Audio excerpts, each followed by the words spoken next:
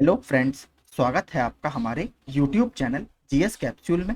I hope आप सभी लोग अच्छे होंगे और आपकी तैयारी अच्छी चल रही होगी। फ्रेंड्स, आप सभी को पता है हम अपने इस चैनल के माध्यम से UP triple S C junior assistant के प्रैक्टिस सेट्स आपको कवर करा रहे हैं। तो अगर आप हमारे चैनल पर नए हैं तो प्लीज़ इसे सब्सक्राइब कर लीजिए। फ्रेंड्स, एक इंपॉर्टेंट अपडेट ये भी है आप लोगों के लिए, आप लोगों का एडमिट कार्ड जो है वो आयोग के द्वारा जारी कर दिया गया है। 2 सेंटर्स आपके बनाए गए हैं, लखनऊ और आगरा। और ज़्यादातर जो मैंने कमेंट्स बॉक्स में देखा वो ये है कि इंटरचेंज कर दिया गया है, कानपुर वगैरह से काफ़ी लोगों का सेंटर आगरा गया है और जो अलीगढ़ वगैरह से कुछ बच्चों का सेंटर आपका लखनऊ वगैरह भेजा गया है। तो हो सकता है इंटरचेंज किया गया हो, कुछ हो तो आप कमेंट बॉक्स में कमेंट जरूर कीजिएगा।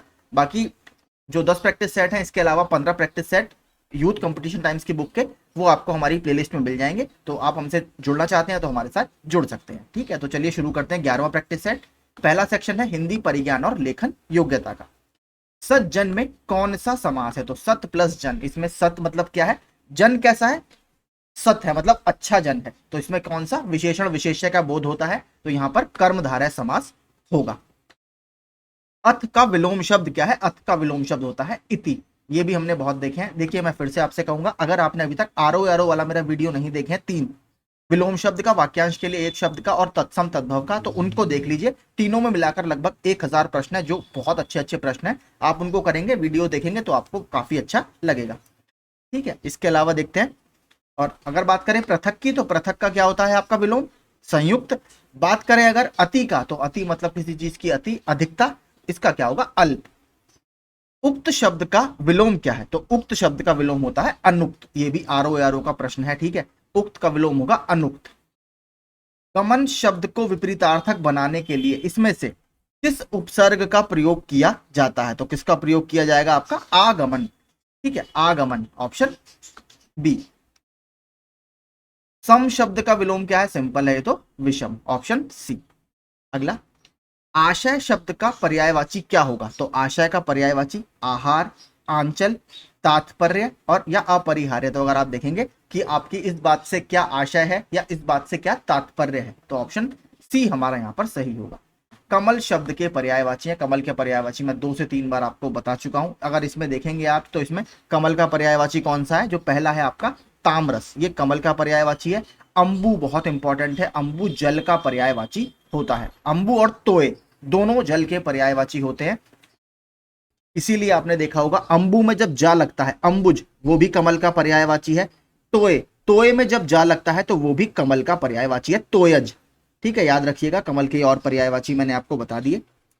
इसके अलावा देखिए, 2 बहुत इंपॉर्टेंट है कमल के। एक आपने शब्द सुना होगा पुंडरीक, ठीक है, और एक सुना होगा इंदिवर। ठीक है, तो पुंडरीक जो होता है, पुंडरीक जो शब्द है वो सफेद कमल के लिए यूज किया जाता है, और जो आपका इंदिवर है, इंदिवर जो शब्द है वो नीले कमल के लिए यूज किया जाता है। तो हो सकता है आपसे वाक्यांश में एक शब्द में पूछ ले कि नीले रंग का कमल क्या बोलते हैं? इंदिवर, और सफेद रंग के कमल को पुंडरीक। ये थोड़े से फैक्ट्स मैंने आपको बता दिए। रसाल किसका पर्यायवाची है? रसाल आपका आम का पर्यायवाची है। आम के अभी तक हमने डिस्कस नहीं किए हैं, आम के बता देता हूं। आम के भी पूछता रहता है। एक तो अति सौरभ, अति सौरभ तो रट लीजिए, अति सौरभ भी बहुत ज्यादा आता है। इसके अलावा सहकार, ठीक है, सहकार भी आम का पर्यायवाची है। आम्र तो पता ही है, आम्र इसका तत्सम शब्द भी है। इसके अलावा देखिए पिक बंधु, अमृत फल, ठीक है, और अंब और फल श्रेष्ठ, ये सारे आप याद रखिए, ये आम के पर्यायवाची हैं। फिर से बता देता हूं, सहकार, आम्र, पिक बंधु, अति सौरभ, अमृत फल, अंब, आम्र और फल श्रेष्ठ, ये सारे आपके आम के पर्यायवाची हैं। अगला, जलाशय का पर्यायवाची है। तो जलाशय सिंपल आपका क्या है? तालाब के लिए यूज किया जाता है। अब बात करें इसमें पर्यायवाची की, देखिए रत्नाकर भी बहुत इंपॉर्टेंट है। रत्नाकर आपका समुद्र के लिए यूज किया जाता है। तो अगर इसमें बात करें तो जो आपका पद्माकर है, ठीक है, पद्माकर आपका क्या होगा? तालाब का पर्यायवाची है। तालाब के कुछ अन्य पर्यायवाची बता देता हूं। एक तो हमने सुना ही होगा पुष्कर, ठीक है, सरोवर, पोखर, इसके अलावा तड़ाग, जलवान, तलैया, ये सारे आपके कुछ और तालाब के पर्यायवाची हैं। रत्नाकर याद रखिएगा, रत्नाकर समुद्र के लिए यूज किया जाता है। और हाँ, एक मैं बताना भूल गया, बी बी भी इसमें काफी इंपॉर्टेंट है। बी बी आपका क्या होगा? महीधर यूज किया जाता है पर्वत के लिए, ठीक है, पहाड़ के लिए। और जो पहला ऑप्शन है जलधर, ये किसके लिए होता है? ये आपका बादल का पर्यायवाची है। जल को धारण किया है मतलब एक तरह से बादल। निम्नलिखित विकल्पों में से एक वचन शब्द कौन सा है? तो इसमें से कौन सा एक वचन है? दर्शन, नदी, लताओं और घरों। तो साफ आपको दिख रहा है क्या है? नदी। वचन बदलिए, आत्मा, तो आत्मा का बहुवचन क्या होगा? आत्माएं, ऑप्शन डी। जो आसानी से प्राप्त किया जा सके उसे क्या कहा जाता है? सुलभ। सर्वज्ञ कौन होता है? जो सब कुछ जानता है उसे सर्वज्ञ बोला जाता है। जो बहुत कुछ जानता है उसे बहुज्ञ बोला जाता है। जो बहुत कम जानता है उसे अल्पज्ञ बोला जाता है। किसी कथन पर सहमत होना, तो किसी कथन पर सहमत होना इसका क्या अर्थ होगा? इसका अर्थ होगा सहमति देना।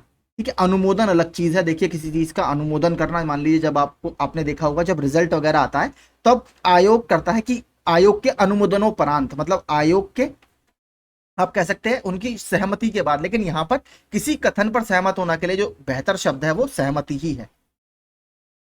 अनुमोदन थोड़ा सा अलग चीज हो जाती है। निम्नलिखित शब्दों में से नया का तत्सम रूप क्या है? तो सिंपल आपको दिख रहा है, देखिए, हाँ, नया का तत्सम रूप पूछा है तो इसमें नव्य होगा। माफ कीजिए, मैंने बी लगा दिया, नव्य इसमें होगा। मुझे पर्यायवाची लगा पहले, नव्य इसमें होगा, ऑप्शन ए। सींग शब्द का तत्सम रूप क्या है? बहुत इंपॉर्टेंट है, ये है आपका श्रृंग। लेकिन ये वाला श्रृंग है, याद रखिएगा, ए वाला नहीं है, सी वाला होगा। जो श्रृंगार में है वही इसमें है, याद रखिएगा। और अभी देखिए, सींग से मैं थोड़ा सा करंट अफेयर से रिलेट कर देता हूं। वैसे हिंदी पढ़ रहे हैं लेकिन मैं फिर भी बता देता हूं। सींग जो है यहाँ पर एक उत्तर प्रदेश में जगह है, पश्चिमी उत्तर प्रदेश में, संभल। ठीक है, संभल के अभी हॉर्न क्राफ्ट को, ठीक है, यानी सींग से बने हुए उत्पादों को हाल ही में जीआई टैग दिया गया है। ठीक है, तो अगर आपसे पूछे कि कहाँ के हॉर्न क्राफ्ट को जीआई टैग मिला है उत्तर प्रदेश में, तो संभल। ठीक है, आगे चलते हैं। तरंग शब्द का सही समानार्थी का चयन करें, तो तरंग का क्या होगा आपका? Urmi, option A. बहुत ज्यादा पूछा जाता है, जल प्लस उर्मी आपने सुना होगा, संधि में भी बहुत आता है, जलोर्मी। आगे 16वां, दिए गए वाक्यांश में रेखांकित अंश को प्रतिस्थापित करने के लिए सबसे उपयुक्त विकल्प का चयन करें। गिरीश ने अपने पांव से जूता निकाला, तो देखिए सिंपल है, ये भी जूता उतारा, ऑप्शन सी। पृथ्वीराज, कौन सा वाक्य शुद्ध है ये आपसे पूछा है। पृथ्वीराज चौहान ने यदि राजनीतिक चातुर्य का परिचय दिया होता तो आज भारत का इतिहास कुछ और ही होता। गिलास ऊपर तक दूध से ठसाठस भरा हुआ था, ये तो देखिए बिल्कुल गलत है। ठसाठस आपका बैग वगैरह भरा हुआ होता है। प्रबुद्ध विद्यार्थियों को शिक्षक का केवल संकेत मात्र ही पर्याप्त होता है। शिक्षक ने विद्यार्थियों को आतंकवाद के ऊपर निबंध लिखने का आदेश दिया, तो इसमें ऑप्शन ए जो है ये सही है। देखिए, आदेश नहीं देता शिक्षक, ठीक है। आगे, शुद्ध वाक्य बताइए। युद्ध लड़ा जा रहा है, युद्ध किया जा रहा है, युद्ध हो रहा है, युद्ध मचाया जा रहा है। तो युद्ध तो नहीं, शोर मचाया जाता है। ये तो आपका डी तो सीधे सीधे गलत है। जो ज्यादा बेहतर ऑप्शन कौन सा है? युद्ध हो रहा है। तो हिंदी वर्तनी के आधार पर सही वाक्य का चयन करें, तो इसमें क्या होगा? तुम इसका दाम देते जाओ, ये वाला जो वाक्य है ये ठीक है। अंधे को दीपक दिखाना, इसका सही अर्थ चुनिए। तो अंधे को दीपक दिखाने का मतलब क्या होता है? ना समझ को कुछ चीज समझाना या उपदेश देना, तो ना समझ को उपदेश देना। गुलाब जामुन देखकर रमेश के मुंह में पानी आ गया, तो रेखांकित मुहावरे का क्या अर्थ है? तो मुंह में पानी आना मतलब लालच होना, ऑप्शन सी।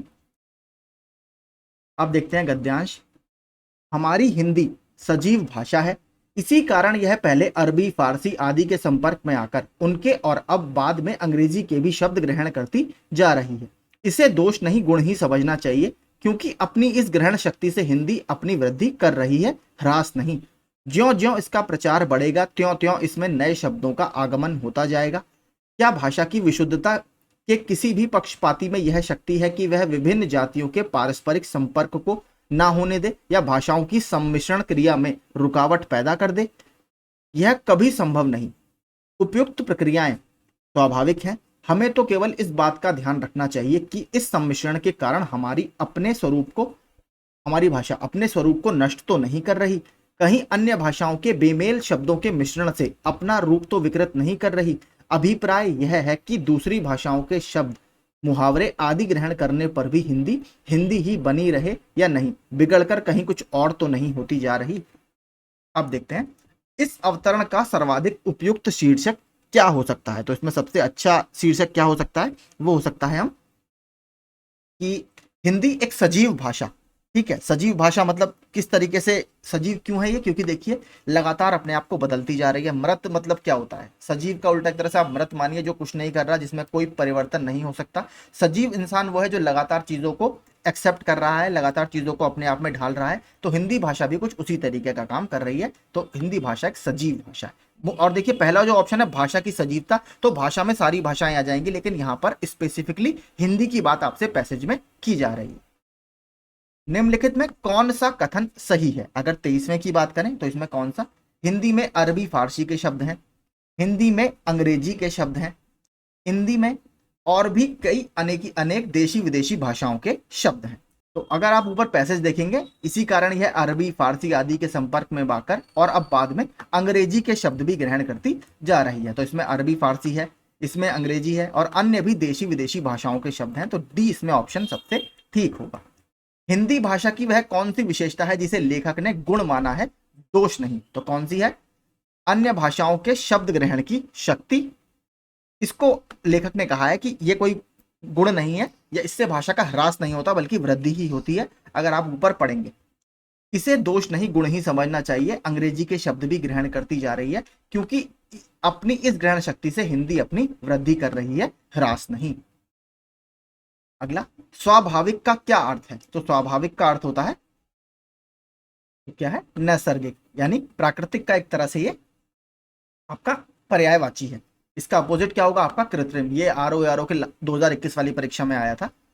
हमारी हिंदी कैसी भाषा है? तो हिंदी हमारी सजीव भाषा है, क्योंकि लगातार इसमें परिवर्तन हो रहा है और अपने आसपास होने वाले भाषाओं में जो परिवर्तन है उसको ये अपने आप में ढाल रही है। निम्नलिखित में कौन सा शब्द पुल्लिंग है? तो इसमें कौन सा शब्द पुल्लिंग है?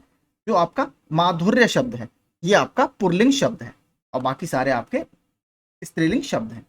निम्नलिखित में से स्त्रीलिंग शब्द को पहचानिए। संसार, समुदाय, गौरव और अश्विनी। तो इसमें कौन सा है? जो अश्विनी शब्द है ये आपका स्त्रीलिंग शब्द है। आगे, बांधा था विधु को किसने, इन काली जंजीरों से, मणि वाले फड़ियों का मुख क्यों भरा हुआ हीरों से। इसमें कौन सा अलंकार है? तो इसमें आपका देखेंगे आप, बहुत बड़ा चढ़ाकर बात कही जा रही है। मणि वाले फड़ियों का मुख क्यों भरा हुआ हीरों से, तो यहां पर अतिशयोक्ति अलंकार है। देखिए इसका एक एग्जांपल मैं आपको और देता हूं, वो भी बहुत ज्यादा विभिन्न प्रतियोगी परीक्षाओं में आता रहता है, स्पेशली जो टीजीटी पीजीटी की परीक्षाएं होती हैं उसमें ये आ जाता है। मैं बताता हूं। पहला, लखन सकोप वचन जब बोले, डगमगानी मही दिग्गज डोले। ठीक है, तो एक ये याद रखिएगा आप। इसके अलावा एक और बता देता हूं मैं आपको। हनुमान की पूंछ में लगन न पाई आग, लंका सारी जल गई, गए निशाचर भाग। ठीक है, तो ये भी आपका अतिशयोक्ति अलंकार का ही उदाहरण है। तो दो आप याद रखिएगा। पहला फिर से बता देता हूं, लखन सकोप वचन जब बोले, डगमगानी मही दिग्गज डोले। और दूसरा, हनुमान की पूंछ में लगन न पाई आग, लंका सारी जल गई, गए निशाचर भाग। इसमें भी अतिशयोक्ति अलंकार। आगे, छाया है माथे पर आशीर्वाद सा, पंक्ति में अलंकार को पहचाने। तो ये तो सिंपल ही है, आशीर्वाद सा यहीं से आप पकड़ लेंगे। यहाँ पर उपमा अलंकार है। यूपीएसआई का प्रश्न 2017 का ही आया हुआ, हमने पहले किया है किसी प्रैक्टिस सेट में। ठीक है, आगे चलते हैं आप। सामान्य बुद्धि परीक्षण, इसके मैं आंसर आपको बताता हुआ चलता हूं। तो सबसे पहले देखते हैं 31वां। इसका आंसर है आपका द्रव्यमान का ग्राम, ऑप्शन सी। मात्रक की बात यहां पर है, लंबाई को मीटर में, द्रव्यमान को ग्राम में। आगे, किसी निश्चित कूट भाषा में ड्रैगन को ये लिखा जाता है, तो कोडिंग डिकोडिंग। 32वें का क्या होगा? Option B. 33वां आपका दर्पण वाला जो प्रश्न है, आकृतियों वाला, इस तरीके का प्रश्न आपका आएगा जरूर, मुझे पूरा लग रहा है, क्योंकि अभी इस तरीके का जो प्रश्न है वो वीडियो के री एग्जाम में आए थे, तो हो सकता है आपसे इस तरीके के प्रश्न पूछे जाएं। ठीक है, तो इनको हमने काफी, हर सेट में एक प्रश्न इस तरीके का है, तो काफी प्रश्न आपके अभी तक तैयार हो रहे हैं। और बात करें 33वें का, इसका जो आंसर है वो है ऑप्शन सी। 34वां, असंगत युग्म का चयन करें। सांप का फुंकारना, शेर का दहाड़ना, पक्षी का चहचहाना, कुत्ते का गुर्राना होता है, दरबा कुछ नहीं होता। 34वें का क्या होगा? सी, कुत्ता आपका गुर्राता है, या भौंकना आप कर सकते हैं। 35वां, इसमें हमें साइन बताने हैं कौन से आएंगे, तो 35वें का सही उत्तर है सी, डिवाइड, मल्टीप्लाई और माइनस। आप स्क्रीनशॉट ले लीजिए आराम से। अगला, एक महिला का परिचय देते हुए रमन ने कहा, ब्लड रिलेशन वाला जो प्रश्न है इसका उत्तर है ऑप्शन बी, भाई की पत्नी। 37वां, दिए गए पैटर्न का तो इसमें क्वेश्चन मार्क में कौन सा आएगा? 37वें का आंसर है बी, 89। ठीक है, 89 इसमें आएगा। अगला 38वां, इसका उत्तर है ऑप्शन सी, LGY। आप स्क्रीन,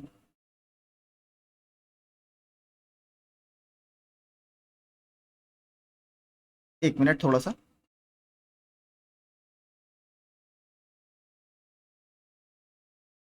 माफी चाहूंगा, थोड़ा सा कुछ टेक्निकल इश्यू था। हाँ, 38वें का सी हो गया, ये आप स्क्रीनशॉट ले लीजिए। 39वां देखते हैं। 39वें प्रश्न का आंसर है डी, 325। ठीक है, वही फुटबॉल देखते हैं, कॉमन वाला हटा के आपका वेन डायग्राम बनाकर ये सवाल सॉल्व हो जाता है। स्क्रीनशॉट इसका ले लीजिए, बड़ा प्रश्न है। 40वां, 40वां और 41वां देखते हैं। 40वें का सही आंसर है ऑप्शन सी, 5। 41वें का सही आंसर है ऑप्शन सी, ई। ठीक है, तो दोनों का स्क्रीनशॉट आप ले लीजिए। 42वां देखते हैं। 5 मित्र ABCD वाला, 42वें का आंसर है ऑप्शन बी, CD के बगल में नहीं बैठा है। 43वां, 8 सेंटीमीटर भुजा वाले एक ठोस घन को, ये वाला जो प्रश्न है 43वां, इसका आंसर है बी, 24। अगला 44वां, एक घनीय कंटेनर के सभी 6 फलकों के अंदर पैक किए गए उपकरणों की स्थिति को दर्शाते हुए, ये वाला जो आपका प्रश्न है इसका आंसर है ए, Z। 45वां और अंतिम प्रश्न जो है रीजनिंग का, इसका सही उत्तर है डी, केवल निष्कर्ष 1 और 4 अनुसरण करते हैं। ठीक है, तो यही रीजनिंग के सारे प्रश्न हैं। कल 1-2 सर के कमेंट आए थे तो मैंने उनको रिप्लाई कर दिया था। ठीक है, आगे चलते हैं, स्क्रीनशॉट इसका आप ले लीजिए। अब देखते हैं सामान्य जानकारी के प्रश्न। भारत में सर्वप्रथम नाभिकीय परीक्षण किस वर्ष में किया गया था? तो 1974 में हमने सबसे पहले नाभिकीय परीक्षण किया था। तो प्रोजेक्ट ऑपरेशन स्माइलिंग बुद्धा, ये इसका नाम था। इसके तहत 18 मई 1974 को भारत ने अपना पहला परमाणु परीक्षण किया था, जिसको पोखरण 1 के नाम से जाना जाता है। पोखरण कहां पर स्थित है? ये राजस्थान में स्थित एक मिलिट्री बेस भी आप इसे बोल सकते हो, वहां पर ये टेस्ट किया गया था। बात करें पोखरण 2, जो अटल बिहारी वाजपेयी सरकार की गवर्नमेंट में हुआ था, 11 से 13 मई 1998 के बीच में हमने लगभग 5 परमाणु परीक्षण किए थे। और इसमें जो हमें अचीव करना था टारगेट, वो सारे हमने अचीव किए। APJ अब्दुल कलाम वगैरह का आपने हाथ हिलाते हुए फोटो भी बहुत वायरल हुआ था उस समय। तो इसमें देखिए, इसके बाद ही एक बहुत इंपॉर्टेंट डे हमने 1999 में मनाना शुरू किया था, अटल बिहारी वाजपेयी जी ने, नेशनल टेक्नोलॉजी डे, राष्ट्रीय प्रौद्योगिकी दिवस। 11 मई को हम मनाते हैं इसी के उपलक्ष्य में, क्योंकि हमने जो सेकंड पोखरण टेस्ट किया था वो 11 मई को किया था। तो अटल बिहारी वाजपेयी जी चाहते थे जो हमारे देश के वैज्ञानिक हैं, आर्मी पर्सनल्स हैं, साइंटिस्ट हैं, उनको एक सम्मान दिया जाए, तो उनकी याद में उन्होंने ये दिवस स्टार्ट किया था। 11 मई याद रखिएगा। आगे चलते हैं। कावेरी जल विवाद मुख्यतः किन दो राज्यों के बीच में है? तो ये तमिलनाडु और कर्नाटक राज्यों के बीच में विवाद है, क्योंकि देखिए कर्नाटक जो है वो अपर राइपेरियन स्टेट है, मतलब वहां से नदी निकलती है पहले, और जो तमिलनाडु है वो लोअर राइपेरियन स्टेट है, तो यहाँ पर पानी जाता है। तो अगर डैम वगैरह बनाते हैं तो उसको लेकर काफी विवाद चलता रहता है कि वाटर शेयरिंग एग्रीमेंट हमारे बीच में कैसे होगा। तो ऑप्शन ए जो है आपका ये सही है। कावेरी नदी के बारे में मैं आपको बता चुका हूं। कावेरी नदी की अगर बात करें तो कहां से? पश्चिमी घाट की ब्रह्मगिरी हिल से निकलती है पहला। इसके अलावा हमने कल इसके कुछ सहायक नदियां मैंने आपको बताई थी, हरंगी, हेमवती, शिमशा, अक्रावती, इस तरीके की इसकी सारी सहायक नदियां हैं। बात करें अगर कावेरी नदी की सहायक नदियों की, तो देखिए बार बार पूछता रहता है, इसलिए मैं आपको दोबारा से बता देता हूं। तो देखिए जो इसके लेफ्ट बैंक पर मिलती हैं, मतलब जो बाहिनी तरफ से मिलती हैं, बाएं तरफ से मिलती हैं, वो है हरंगी, हेमवती, शिमशा और अक्रावती, जो चारों मैंने आपको बताई। जो उसके दाहिने तरफ या राइट बैंक से मिलती हैं, सीधे किनारे से मिलती हैं, वो नदियां हैं लक्ष्मण तीर्था, कबानी, सुवर्णवती, भवानी, अमरावती। ठीक है, इसके अलावा देखिए दो बहुत इंपॉर्टेंट वाटरफॉल हैं जो लगातार पूछता रहता है, दो झरने बनते हैं इस नदी पर। एक है आपका शिव समुद्रम वाटरफॉल, वो कहां पर है? आपका कर्नाटक के मांड्या डिस्ट्रिक्ट में है, मैसूर के पास। दूसरा एक है होगे नक्कल, होगे नक्कल तो आता ही रहता है हर एग्जाम में, ये आपका धर्मपुरी डिस्ट्रिक्ट में है, तमिलनाडु में। दोनों कावेरी नदी के ऊपर बनते हैं, शिव समुद्रम और होगे नक्कल। शिव समुद्रम कर्नाटक में है, होगे नक्कल आपका सॉरी शिव समुद्रम कर्नाटक में है, होगे नक्कल आपका तमिलनाडु में है। ठीक है, तो याद रखिएगा दोनों को।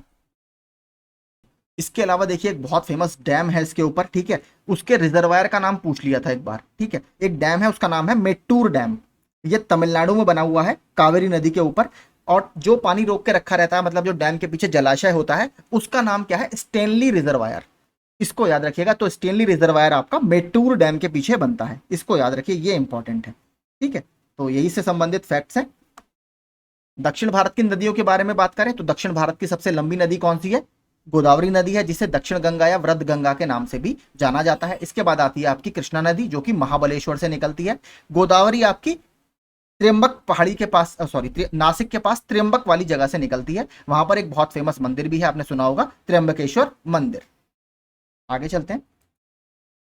वर्ष 2023 में भारत की G20 अध्यक्षता के तहत तीसरी टूरिज्म वर्किंग ग्रुप की बैठक कहां पर आयोजित की गई, तो कच्छ गुजरात में, पणजी गोवा में, श्रीनगर में, या फिर मोह मध्य प्रदेश में। तो कहां पर आयोजित की गई थी, श्रीनगर जम्मू कश्मीर में।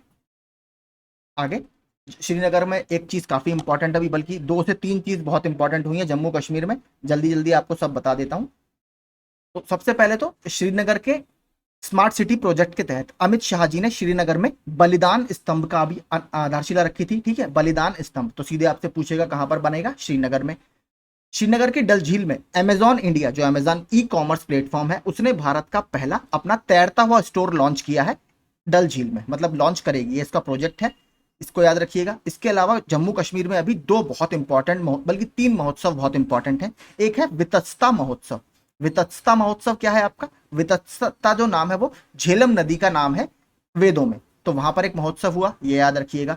एक मचैल माता यात्रा, जम्मू कश्मीर का जो किश्तवाड़ डिस्ट्रिक्ट है वहां पर ये स्टार्ट हुई है, मचैल माता यात्रा, काफी लंबी यात्रा चलती है।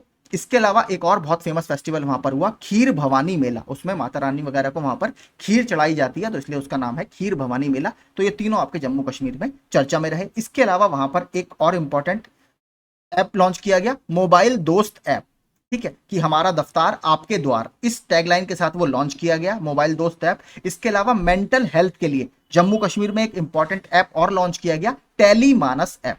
टेली मानस ऐप मतलब टेली एक तरह से फोन वगैरह के लिए यूज किया जाता है, ताकि आप चिकित्सा परामर्श वगैरह फोन पर ही ले सकें, तो उससे संबंधित है, आप कह सकते हैं डिजिटल हेल्थ वाले सेक्टर से ये संबंधित है।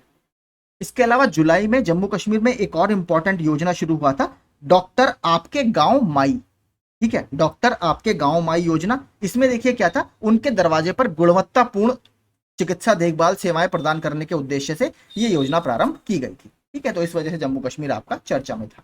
आगे, पृथ्वीराज चौहान के शासनकाल के दुर्लभ 16 सिक्के उत्तर प्रदेश में कहां पर पाए जाते हैं, तो कहां पर पाए गए हैं, बागपत में, ठीक है, उत्तर प्रदेश के बागपत में पाए गए हैं। बागपत एक वजह से और बहुत फेमस है, ठीक है। बागपत क्यों फेमस है, क्योंकि उत्तर प्रदेश में अनुसूचित जनजातियों की सबसे कम संख्या, एसटी जो सबसे कम है, वो बागपत में ही मौजूद है, ठीक है, इसलिए इसको याद रखिएगा, ये इंपॉर्टेंट है।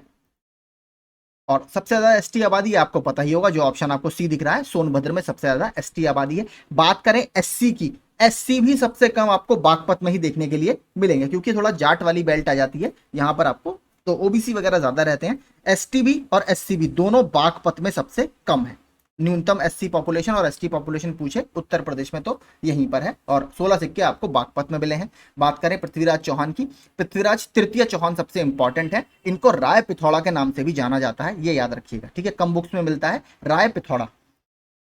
तो सबसे पहले आपका 1191 में पृथ्वीराज चौहान जी, आपको पता है तराई का प्रथम विश्व युद्ध होता है, सॉरी प्रथम युद्ध होता है, उसमें मोहम्मद गौरी को हरा देते हैं, लेकिन उसके बाद इसे छोड़ देते हैं। ये 1192 में वो दोबारा तैयारी से आता है और पृथ्वीराज चौहान जी को हरा देता है। 1100, तो प्रथम तराई का युद्ध 1191, द्वितीय तराई का युद्ध 1192। 1192 में पृथ्वीराज चौहान जी हार जाते हैं। और इनकी जो किताब है आपने सुना होगा, पृथ्वीराज रासो, किसने लिखी है, चंद बरदाई के द्वारा लिखी गई है, इसको याद रखिएगा। आगे चलते हैं। निम्नलिखित में कौन सा नृत्य जम्मू कश्मीर का नहीं है, तो इसमें से कौन सा नृत्य जम्मू कश्मीर का नहीं है, इसमें जो डांगी डांस है, ठीक है, डांगी डांस आपका हिमाचल प्रदेश का डांस है। सरकारिया आयोग निम्नलिखित संबंधों में से किसकी समीक्षा हेतु स्थापित किया गया था, तो मैंने आपको बता दिया था, केंद्र राज्य संबंधों, सेंट्रल स्टेट रिलेशन से ये संबंधित है। 1983 में इसका गठन किया गया था। तो जस्टिस रंजीत सरकारिया जी की अध्यक्षता में यह बनाया गया था। इसके अलावा इसमें दो बहुत इंपॉर्टेंट मेंबर थे। एक तो बहुत ही इंपॉर्टेंट है बी शिवारमन जी। बी शिवारमन जी वही है जिनकी समिति की सिफारिशों पर नाबार्ड की स्थापना 1982 में की गई है, ये भी याद रखिएगा। इसके अलावा एक मेंबर और थे, डॉक्टर एस आर सेन। ठीक है, याद रखिएगा, डॉक्टर एस आर सेन इसके एक मेंबर थे। टोटल इसमें 3 मेंबर थे। इसके अलावा देखिए ये 1983 का कमीशन है। एक कमीशन और बना था बाद में केंद्र सरकार, सॉरी केंद्र राज्य संबंध से, वो बना था 2007 में। उसका नाम है पुंछी कमीशन। ये रखा गया था, जस्टिस मदन मोहन पुंछी थे, उनके नाम पर ये कमीशन बना था 2007 में। ठीक है, तो दोनों याद रखिएगा, पुंछी कमीशन और सरकारिया आयोग।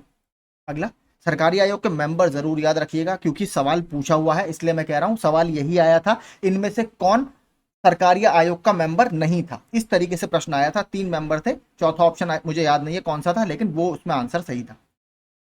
भारतीय रिजर्व बैंक द्वारा नगद आरक्षण को बढ़ाने पर निम्न में से क्या प्रभाव पड़ता है? तो बात कर रहा है कैश जो रेशियो है, कैश रिजर्व रेशियो CRR, इसको बढ़ाएंगे तो क्या होगा। देखिए अब कैश रिजर्व रेशियो क्या होता है मैं आपको बताता हूं। RBI SCB schedule commercial banks को कंट्रोल करता है। आरबीआई ने ये कुछ कंडीशंस रखी हुई हैं कि शेड्यूल कमर्शियल बैंक्स को, यानी जो नॉर्मल बैंक्स हैं, उनको कुछ पैसा कैश के रूप में आरबीआई के पास रखना पड़ेगा। अब आप खुद समझिए, जब आरबीआई कैश रिजर्व रेशियो बढ़ाएगा मतलब उसको ज्यादा पैसा बैंकों से चाहिए।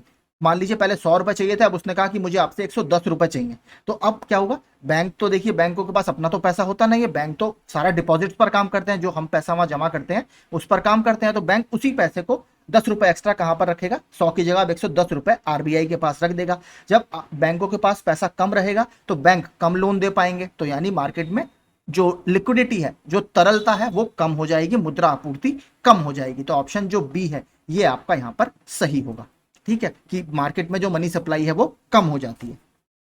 इसका ठीक अगर उल्टा कर दे, अगर आरबीआई कैश रिजर्व रेशियो को घटा दे, आरबीआई कहती है हमें 100 रुपए नहीं, अब हमें आपसे 95 रुपए ही चाहिए, तो यानी 5 रुपए आपके पास एक्स्ट्रा आ गए। बैंक अपने पास तो पैसा रखेगी नहीं, बैंक क्या करेगी, उस पैसे को लोन के रूप में आपको देगी या किसी को भी देगी, पैसे देगी, फिर उस पर इंटरेस्ट कमाएगी। तो यानी मार्केट में 5 रुपए की आपकी लिक्विडिटी बढ़ गई, तरलता बढ़ गई। तो ये इस तरीके से काम करता है।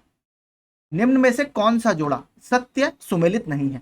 प्रथम बौद्ध संगति, तो राजगीर में ये सप्तपर्णी गुफा, ठीक है। द्वितीय बौद्ध संगति मगध में आपके, लेकिन द्वितीय बौद्ध संगति आपकी कहां पर हुई थी? वैसे तो ये हुई है वैशाली में, ठीक है। जो राजा थे काल अशोक, उनके टाइम में ये हुई थी, तो वैशाली यहां पर आपका होना चाहिए, मगध नहीं। मगध तो पूरा एक महाजनपद था जिसकी राजधानी पाटलिपुत्र थी।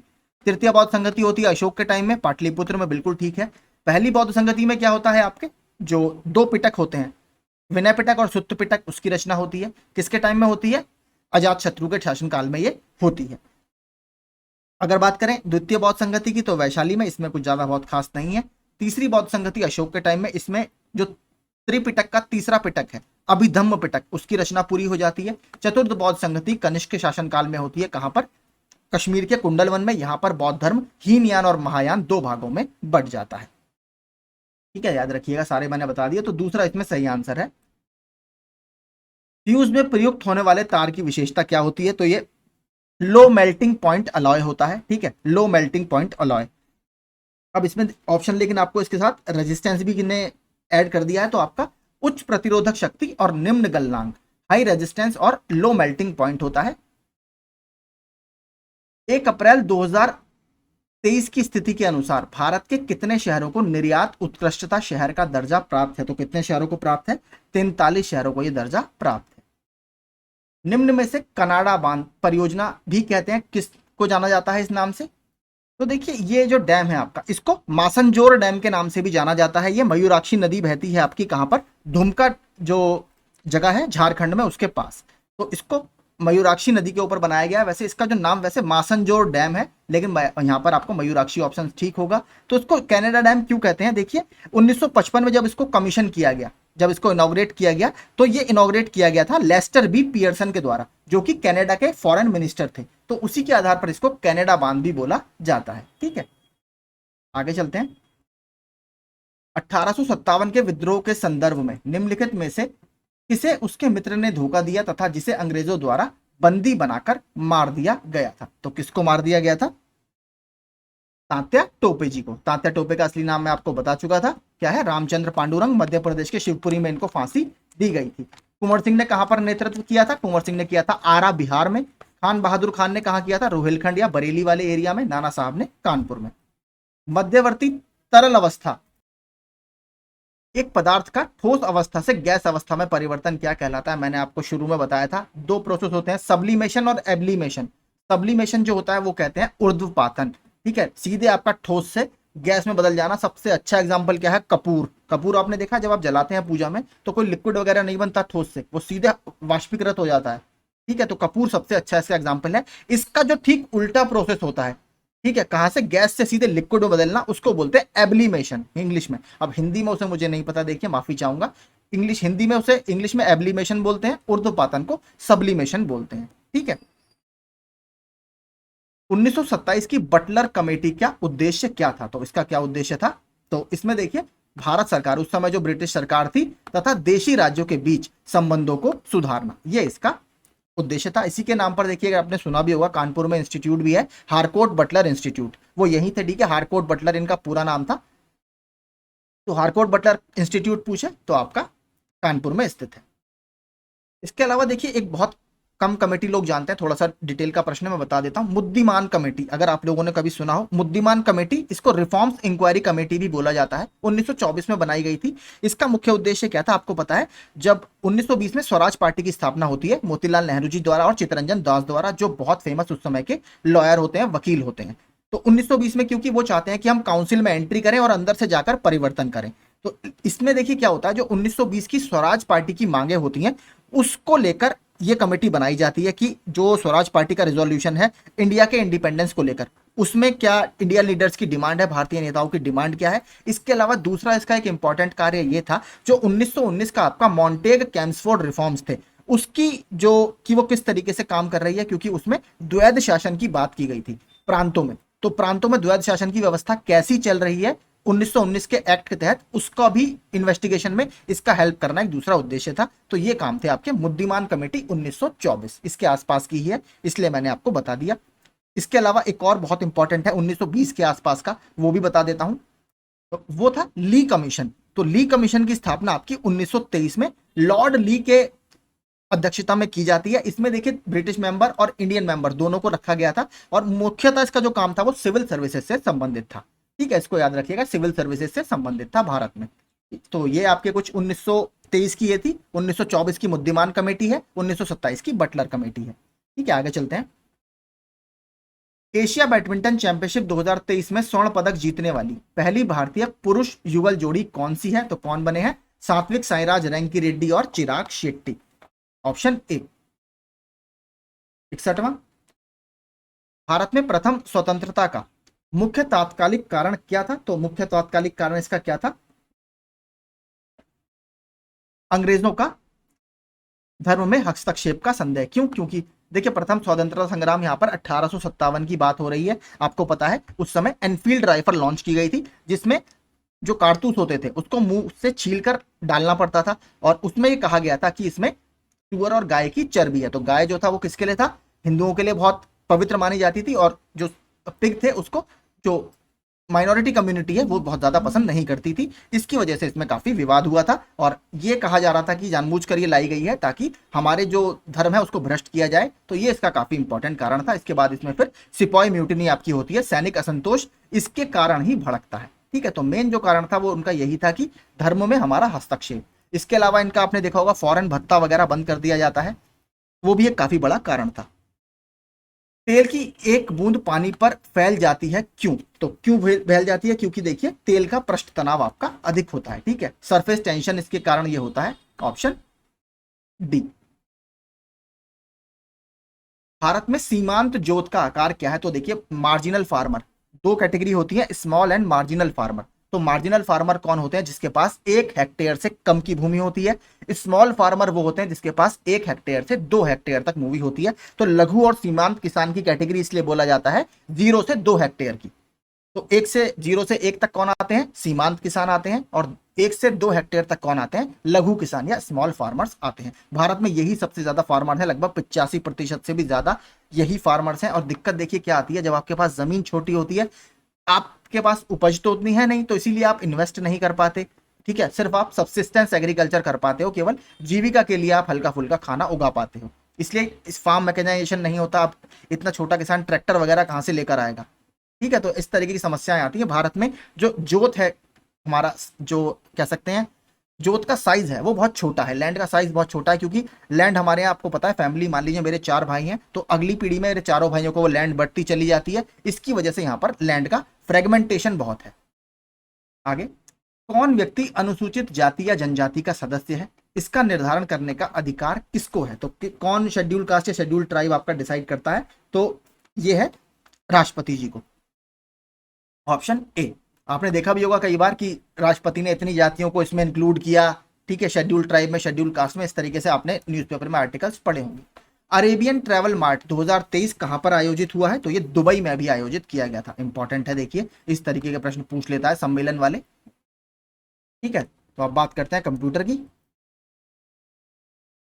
कर्नेल के बारे में निम्नलिखित में से कौन सा कथन गलत है।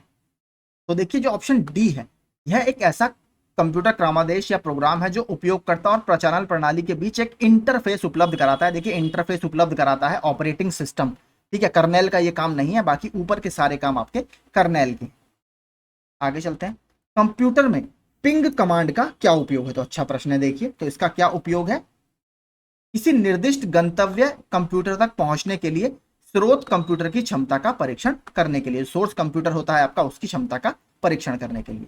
इसमें से कौन सा डीबीएमएस का उदाहरण नहीं है। डीबीएमएस की फुल फॉर्म मैंने आपको बताई थी, डेटाबेस मैनेजमेंट सिस्टम। तो जो अपाचे है, ठीक है, अपाचे आपका कोई डेटाबेस मैनेजमेंट सिस्टम का वो नहीं है। देखिए एसक्यूएल की फुल फॉर्म भी पूछ लेता है, ठीक है, एसक्यूएल स्ट्रक्चर्ड क्वेरी लैंग्वेज, इसको भी याद रखिएगा, पूछ लेता है। निम्नलिखित में से किस उपकरण में जायरोस्कोप का प्रयोग किया जाता है। तो आपके माउस में जायरोस्कोप का प्रयोग किया जाता है। अगर बात करें कंप्यूटर माउस का आविष्कार किसने किया है, डगलस एंगलबर्ट ने किया है। कौन सी डिवाइस है, इनपुट डिवाइस का उदाहरण है। चयनित पाठ्य की प्रतिलिपि कॉपी करने के लिए कुंजी पटल पर किस कुंजी या संयोजन का प्रयोग किया जाएगा। कंट्रोल सी होता है आपका कॉपी के लिए, कंट्रोल वी होता है आपका पेस्ट के लिए। तो कंट्रोल सी। डीबगिंग कौन सी प्रक्रिया है। तो डीबगिंग किस प्रक्रिया को बोला जाता है, तो जो किसी सॉफ्टवेयर प्रोग्राम में आपकी एरर होती है उसको जांचने की प्रक्रिया डीबगिंग कहलाती है। तो आपका जो ऑप्शन इसमें सही होगा कौन सा होगा, ऑप्शन सी। किसी सॉफ्टवेयर प्रोग्राम में त्रुटियों की जांच करने की प्रक्रिया डीबगिंग कहलाती है। आगे, इनमें से कौन सा हार्डवेयर घटक डेटाबेस प्रबंध प्रणाली के प्रचालन में सबसे अधिक महत्वपूर्ण है। तो कौन सा है आपका, high speed large capacity disk. ठीक है, ऑप्शन सी जो है ये आपका सबसे इंपॉर्टेंट है डेटाबेस मैनेजमेंट सिस्टम में। अगला, एक विंडोज कीबोर्ड पर कौन सा बटन चल रहे प्रोग्राम में सहायता पृष्ठ या हेल्प पेज अगर आपको चाहिए किसी प्रोग्राम में, तो कौन सा फंक्शन खोलेगा। तो F1 जो बटन है ये आपका खोलेगा, F1। कमेंट करके बताइएगा F2 की क्या करती है। F2 की अभी सप्लाई इंस्पेक्टर का जो पिछले साल एग्जाम हुआ था उसमें पूछा गया था, तो F2 फंक्शन आप मुझे बताइएगा क्या करता है, इससे आपकी भी तैयारी होगी। पावर पॉइंट में स्लाइड में हाइपर लिंक डालने का शॉर्टकट कुंजी क्या है। तो कंट्रोल+K। ये बहुत इंपॉर्टेंट है, ये भी एसएससी में, रेलवे में, सब में ही पूछा गया है, कंट्रोल+K। कंप्यूटर के संदर्भ में लैन का क्या तात्पर्य है। तीनों बताऊंगा, लैन, वैन, मैन, तीनों को रट के जाइएगा, तीनों में से कुछ भी पूछ लेता है। लैन होता है आपका लोकल एरिया नेटवर्क, मैन होता है मेट्रोपॉलिटन एरिया नेटवर्क, और वैन होता है वाइड एरिया नेटवर्क। ठीक है, तो लोकल एरिया नेटवर्क लैन। एमएस एक्सेल में एक फंक्शन के अंदर फंक्शन को क्या कहा जाता है। तो फंक्शन के अंदर फंक्शन मतलब नेस्टेड फंक्शन, नेस्ट मतलब घोंसला, मतलब उसके अंदर ही फंक्शन है। एक फंक्शन आपका घोंसला हो गया, अब घोंसले के अंदर आप पक्षी को मान लीजिए दूसरा फंक्शन है, तो nested function, option D.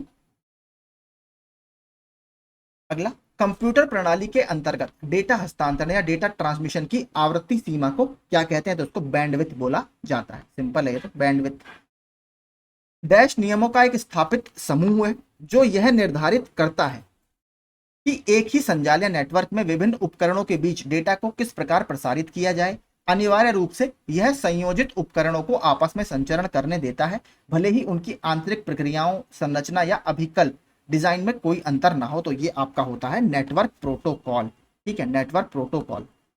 HTML का विस्तृत रूप क्या है? देखिए मैंने आपको उस दिन बताया था HTTP, मैंने उसी दिन आपसे कहा था कि HTML भी पूछता रहेगा, हाइपर टेक्स्ट मार्कअप लैंग्वेज। ठीक है, hyper text markup language web page वगैरह बनाने में यूज किया जाता है। HTTP क्या थी? Hyper text transfer protocol. SMTP क्या था? Simple mail transfer protocol.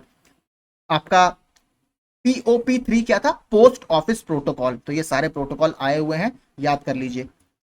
Internet का स्टैंडर्ड प्रोटोकॉल क्या है? तो क्या है आपका? TCP/IP, सिंपल ही है इंटरनेट प्रोटोकॉल। HTML क्या है? Hyper text markup language. Java आपकी कंप्यूटर भाषा है, इसको याद रखिएगा। ठीक है, तो 80 आपका ऑप्शन ए हमारा सही होगा, TCP/IP। अब देखते हैं उत्तर प्रदेश से संबंधित जानकारी। डोलोमाइट के भंडार उत्तर प्रदेश के किस जिले में पाए गए हैं? तो डोलोमाइट मिलता है हमें सोनभद्र, माफ कीजिए एक मिनट। देखिए इसमें कुछ ऑप्शन गड़बड़ है, क्योंकि डोलोमाइट 4 ही जिलों में मुझे याद है, मिर्जापुर, सोनभद्र, बांदा और चंदौली, यहां पर आपको डोलोमाइट मिलता है। तो इसमें कुछ ऑप्शन में गड़बड़ है। ठीक है, सोनभद्र इसका सही आंसर है, क्योंकि ये आया हुआ प्रश्न है। ठीक है, सोनभद्र आप मानिए, मैंने चारों जिले आपको बता दिए। तो मिर्जापुर, सोनभद्र, बांदा और चंदौली, यहां पर हमें डोलोमाइट मिलता है। तो देखिए डोलोमाइट का सबसे इंपॉर्टेंट यूज मैं आपको बता देता हूं। जो पावर प्लांट होते हैं उसमें बॉयलर बनते हैं, तो बॉयलर का बेड बनता है जहां पर आपका फ्यूल जलाया जाता है। तो बॉयलर के बेड, एक बेड का प्रकार होता है फ्लूडाइज्ड बेड बॉयलर। ठीक है, तो जो फ्लूडाइज्ड बेड बॉयलर का बेड बनता है वो डोलोमाइट से बनता है। ठीक है, तो डोलोमाइट आपका बॉयलर एप्लीकेशन में आप मान सकते हैं, या पावर सेक्टर में इसका यूज होता है। और भी यूज होता है, लेकिन मैंने इंपॉर्टेंट यूज आपको बता दिया फ्लूडाइज्ड बेड बॉयलर में। तो इसका आप 4 जिले मैंने बता दिए, मिर्जापुर, सोनभद्र, बांदा, चंदौली, इनमें से एक आप मान लीजिए, इसमें से तो नहीं है। रामपुर थोड़ा सा इंपॉर्टेंट है। रामपुर में भी क्या हुआ था? भारत के पहले अमृत सरोवर का उद्घाटन रामपुर में मुख्तार अब्बास नकवी के द्वारा किया गया था। आगे चलते हैं। वर्ष 2023 में कौन सा जिला उत्तर प्रदेश की जीडीपी में शीर्ष योगदान करने वाला रहा है? तो कौन सा रहा है? तो देखिए सबको पता है वेस्ट यूपी बहुत डेवलप है। वेस्ट यूपी में नोएडा में क्या है? आपका पूरा सॉफ्टवेयर पार्क है आज की डेट में, और सर्विस एक्सपोर्ट वहां से बहुत ज्यादा होता है। तो गौतम बुद्ध नगर जो है वो उसी ने सबसे ज्यादा हमें कंट्रीब्यूट किया है। लॉर्ड कॉर्नवेलिस की कब्र कहां पर स्थित है? लॉर्ड कॉर्नवेलिस बंगाल के गवर्नर रहे थे 1786 से 1793 तक। इनके शासनकाल में ही क्या आया था?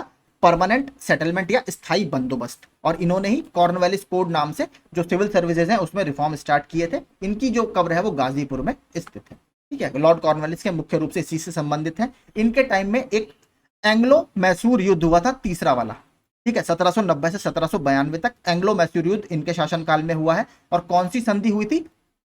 श्रीरंगपट्टनम की संधि उस तीसरे एंग्लो मैसूर युद्ध में हुई थी। आगे चलते हैं। उत्तर प्रदेश में कृषि उत्पादन बढ़ाने में कौन सा कारक सबसे अधिक प्रभावी है? उन्नत किस्म के बीजों का बढ़ता प्रयोग। तो ये देखिए काफी बड़ा एक रोल है, क्योंकि इफ्को वगैरह जो है वो थोड़ा सा सब्सिडाइज्ड रेट पर, सस्ते रेट पर बीज भी उपलब्ध कराता है, तो किसानों पर इसका लोड भी बहुत कम नहीं पड़ता। उत्तर प्रदेश में केंद्रीय विश्वविद्यालयों की संख्या कितनी है? तो वर्तमान में टोटल आपके 6 सेंट्रल यूनिवर्सिटीज हैं। तो कौन कौन से हैं मैं बता देता हूं। एक तो IIT BHU है बनारस में, अलीगढ़ मुस्लिम यूनिवर्सिटी है अलीगढ़ में, डॉक्टर भीमराव अंबेडकर यूनिवर्सिटी है अलीगढ़ में, इलाहाबाद यूनिवर्सिटी ये भी आपका सेंट्रल यूनिवर्सिटी है, रानी लक्ष्मीबाई यूनिवर्सिटी झांसी में, और राजीव गांधी विमानन जो विश्वविद्यालय है एविएशन यूनिवर्सिटी। तो टोटल ये 6 यूनिवर्सिटी आपकी केंद्रीय विश्वविद्यालयों में आती हैं। तो टोटल उत्तर प्रदेश में 6 सेंट्रल यूनिवर्सिटीज है। Narendra Modi the man the times पुस्तक किसके द्वारा लिखी गई है? तो बहुत इंपॉर्टेंट है। तो किसने लिखी है इसको? नीलांजन मुखोपाध्याय ने, ऑप्शन डी। सोनभद्र में निम्न धातुओं में से कौन सी पाई जाती है? तो सोडियम में देखिए डोलोमाइट तो हमने पढ़ा ही था, डोलोमाइट तो यहाँ मिलता ही है। इसके अलावा एंडालूसाइट और पायराइट। ठीक है, ऑप्शन 2, 3 और 4 होगा, क्योंकि यूरेनियम उत्तर प्रदेश में एकमात्र कौन से जिले में मिलता है? ललितपुर में। अगला, उत्तर प्रदेश लोकायुक्त एवं उप लोकायुक्त अधिनियम किस वर्ष में पारित किया गया था? तो ये आपका 1975 में पारित किया गया था। ठीक है, उत्तर प्रदेश के पहले लोकायुक्त कौन थे? विशंबर दयाल जी, 1976 से 1982 तक। और उसके बाद वर्तमान में कौन है? न्यायमूर्ति संजय मिश्र जी। उत्तर प्रदेश के लोकायुक्त का कार्यकाल कितना होता है? 8 वर्ष का कार्यकाल यहाँ पर होता है। वर्तमान में याद रखिएगा न्यायमूर्ति संजय मिश्र जी, पहले Vishambar Dayal. Doctor Ambedkar institute of technology for handicapped कहां पर है? तो ये कानपुर में स्थित है। ठीक है, कानपुर। उत्तर प्रदेश में कुल कितने प्राचीन स्थल को संरक्षित स्थल घोषित किया गया है? टोटल 19 स्थलों को इस श्रेणी में शामिल किया गया है। हिंडाल्को कहां पर स्थित है? तो हिंडाल्को क्या है आपका? Hindustan aluminium company. तो कहां पर है ये? रॉबर्ट्सगंज, रेणुकूट, मोदीनगर, गोंडा। तो इससे कोई मतलब नहीं है, आपका रेणुकूट में स्थित है। उत्तर प्रदेश उद्योग बंधु योजना का उद्देश्य क्या है? तो इसका मुख्य उद्देश्य क्या है? समयबद्ध स्थापना औद्योगिक इकाइयों की सुनिश्चित करना। तो आपका ऑप्शन बी। तो राजस्थान में आपका लेजिस्लेटिव काउंसिल या विधान परिषद नहीं है। विधान परिषद कौन से अनुच्छेद के तहत बात की जाती है? अनुच्छेद 169 के तहत लेजिस्लेटिव काउंसिल की बात की जाती है। अगला, जनगणना 2011 के अनुसार सर्वाधिक जनसंख्या वाला जिला कौन सा है? तो इसमें सर्वाधिक जनसंख्या वाला जिला गाजियाबाद है। Option B. उत्तर प्रदेश का कौन सा क्षेत्र आद्य कल्प की प्राचीनतम शैलों से निर्मित है? तो कौन सा जो बुंदेलखंड क्षेत्र है, यह आद्य कल्प की शैलों से निर्मित है। ये हमने उसमें भी देखा था, आपका जो यूथ कंपटीशन टाइम्स वाला सेट था। कछुआ वन्यजीव विहार कहां पर स्थित है? तो कछुआ वन्यजीव विहार बनारस में स्थित है, वाराणसी में। देश में वन संबंधी शिक्षा कब प्रारंभ हुई है? तो वन संबंधी, जब हमने वन दरोगा पढ़ा था, तो वन संबंधी शिक्षा 1878 में यहां पर प्रारंभ हुई है। कत्था किस कत्थे की प्राप्ति किस पेड़ से होती है? तो खैर के वृक्ष से आपको कत्था मिलता है। निम्नलिखित में कौन सा बनारस घराने से संबंधित है? तो बनारस घराने से इनमें से कौन संबंधित है? मोतीबाई, रसूलनबाई और सिद्धेश्वरी देवी। मोतीबाई, रसूल, तो 2, 3 और 4, ऑप्शन डी इसमें सही होगा आपका। आल्हा उदल की कथा महोबा, ठीक है। रसिया बरसाने में ब्रज का नृत्य है। कजरी मिर्जापुर में बारिश वगैरह में गाया जाता है। बिरहा कन्नौज में, ठीक है, बिरहा कन्नौज का नहीं, बिरहा मोस्टली आपका पूर्वांचल में आपको देखने के लिए मिलेगा, ठीक है। तो कन्नौज में नहीं है। कन्नौज को किस नाम से जानते हैं? इत्र नगरी के नाम से जानते हैं। कन्नौज अभी चर्चा में क्यों है? ई ऑफिस अपनाने वाला उत्तर प्रदेश का पहला जिला बना है कन्नौज, ठीक है, ई ऑफिस अपनाने वाला। अभी मैंने 2 से 3 दिन पहले आपका डाला था कम्युनिटी पोस्ट में क्विज, वहां पर आप देख लीजिएगा। तो यही देखिए हमारे 100 प्रश्न थे, ठीक है। आई होप आपको पसंद आया होगा। आज मैं थोड़ा सा इसमें लेट हो गया, माफी चाहूंगा, थोड़ा सा मैं किसी काम में बिजी था। शाम वाला सेट भी आपको जरूर मिलेगा, 8 से 9 बजे तक मुझे लगता है मैं उसको बना दूंगा, तो वो आपको मिल जाएगा। तब तक आप अपनी तैयारी अच्छे से करते रहिए। एग्जाम का आपका एडमिट कार्ड आ चुका है। मेरी तरफ से आप सभी को ऑल द वेरी बेस्ट।